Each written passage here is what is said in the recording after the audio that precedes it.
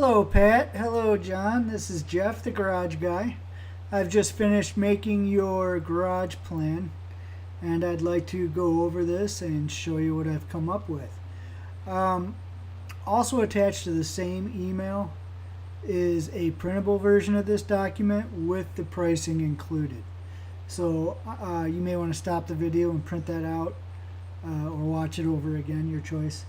But I'll basically be going over each of these items in detail to explain what it is you're getting, and we can take it from there. So here we go. We're going to start off with the top view of your garage. Pretty straightforward, really. We got this giant thing, protrusion coming out of the wall from your staircase, and other obstacles around there. So I put cabinets along this wall. You can't see them quite yet under here. And I put upper cabinets along the back wall. And I also did some store wall in a couple strategic locations around the garage. So let's go down and take another view. This top picture here shows off the right wall. What I want to do is basically install cabinets wherever they fit. We'll start off on the right side here. You have a garage door rail that's going to come up and go this way. So I basically didn't want to crowd that. I want the garage door to open and function just right. So I basically started the cabinets to the left a little bit. I gave you some of this store wall to hang items back in this corner. And I'll go through and tell you about each one of these cabinets now. The first two cabinets, those are each 30 inches wide, 72 inches tall. They're actually 6 inches off the ground, so the top of them would be about 78 inches, which is just under the garage door rail. But the cabinet itself is 72 inches tall, 30 inches wide, and 2 feet deep, 24 inches deep. The next cabinet over here, the third one in, this one is behind the garage door rail. So what I can do is make this cabinet 30 inches wide, 2 feet deep, and 90 inches tall, to take advantage of that height you have there. And then we have a kind of a strange cabinet to the left side of that. This cabinet actually will get installed in front of that vent, that protrusion in the wall. So this cabinet here, although it seems flush in the front, it is flush in the front. It's not as deep in the back.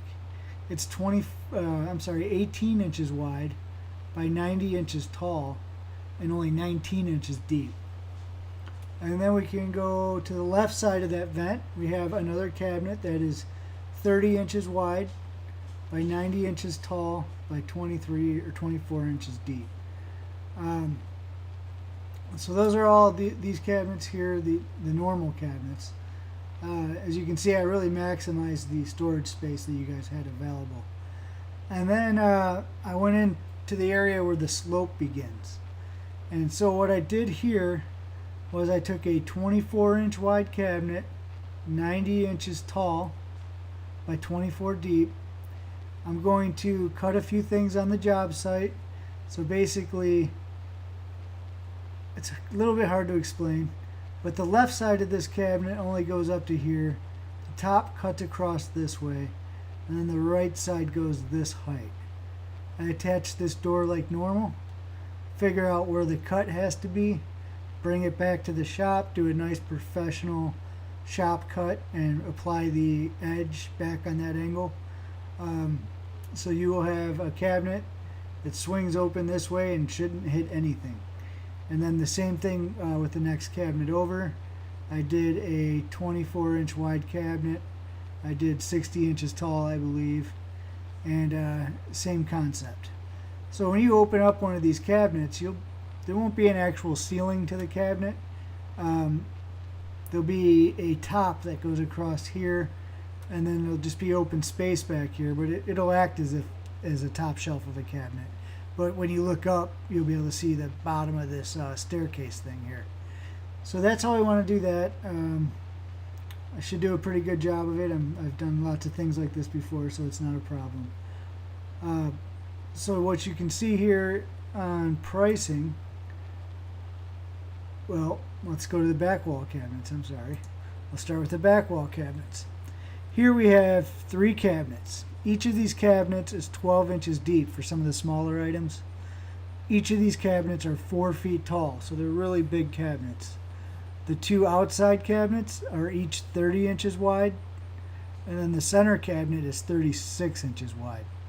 So these are very big cabinets. You'll be able to store a lot of things in these cabinets. And then if you go to the pricing, you'll see back wall cabinets. That's the price attributed to those 3 large cabinets, installed, everything included.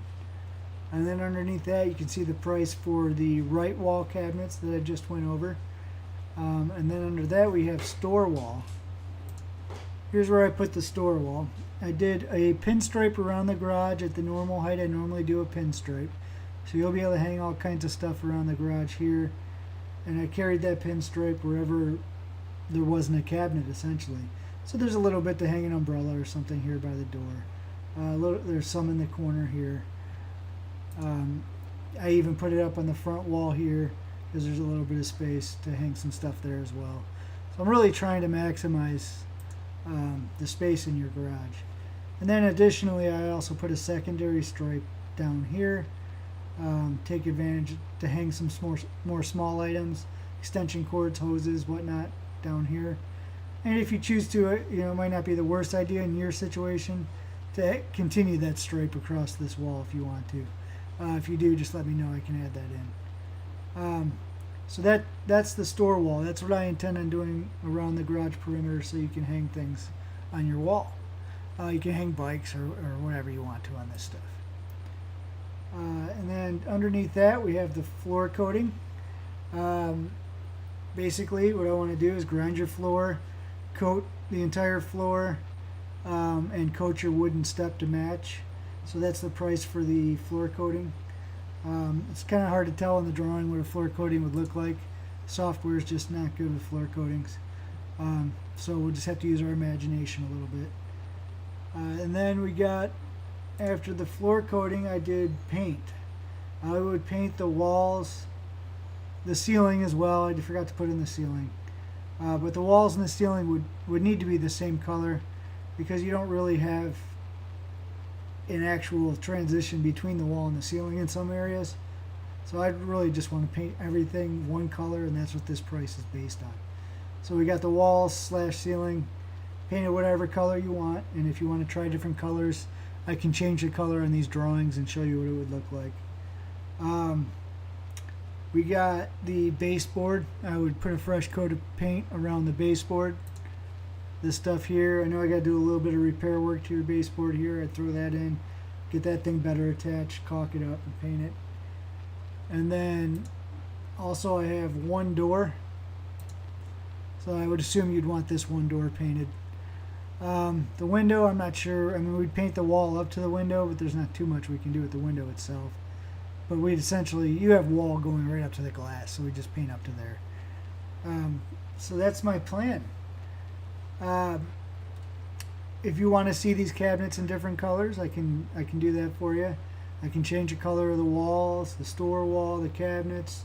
I can put fancier handles on things. There's a lot of different things I can change for you if you think you want to see some changes. You can just go to thegarageguy.com, see some of my work there, see if you like this idea, or if you like other ideas more. The white cabinets, they're the least expensive of the colors. As far as the cabinets themselves go, these are extremely strong cabinets. Nobody else in the Cincinnati area offers cabinets this strong. The bottom of the cabinets and the top of the cabinets and all the adjustable shelves are full inch thick. The doors are 3/4 of an inch. The sides are 3/4 of an inch. The back of the cabinet is even 3/4 of an inch. So this is one solid structure. When we screw all this together and screw it to your wall, there's no match to the strength compared to any other cabinet system available. But I'm happy to answer any of your questions. Any feedback would be appreciated. I'm more than happy to make changes. You can just email me back at jeff@thegarageguy.com, or give me a phone call at 513-374-9344. I'll be out of town this weekend. I'm going up north in Michigan, so I may or may not be able to answer my phone. I'm not sure how that's going to work yet, but I'll get to it as soon as I can, or My wife Shannon will be home. She may be able to make some changes for you as well.